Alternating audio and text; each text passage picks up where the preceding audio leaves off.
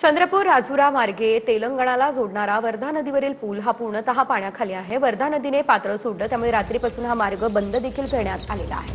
दक्षिण भारताला जोडणाऱ्या या रस्त्यावरती ट्रकांच्या रांगा लागल्याचं देखील पाहायला मिळतंय।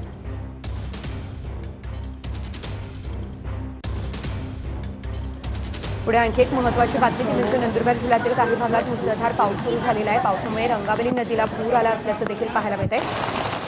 या पुरामुळे नदीकाठच्या नागरिकांना आता सतर्कतेचा इशारा देण्यात आला आहे। नवापूर गावातील महादेवाचं मंदिर पाण्याखाली गेलं आहे, तर नवापूर शहरातून जाणाऱ्या पुलावरती नदीचं पाणी आलं, त्यामुळे पूल वाहतुकीसाठी तात्पुरता बंदही करण्यात आलेला आहे।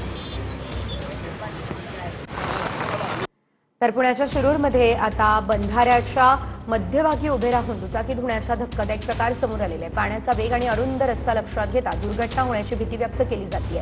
आपण ही दृश्य देखील पाहू शकतोय, त्यामुळे आता सुरक्षा फलक, प्रतिबंधात्मक सूचना याशिवाय आवश्यक ते निर्बंध लागू करावे ही मागणी केली जाते। मात्र या ठिकाणी पाण्याचा प्रवाह जास्त आहे तरी देखील हा व्यक्ती या पुलावरती आपलं वाहन धुतोय।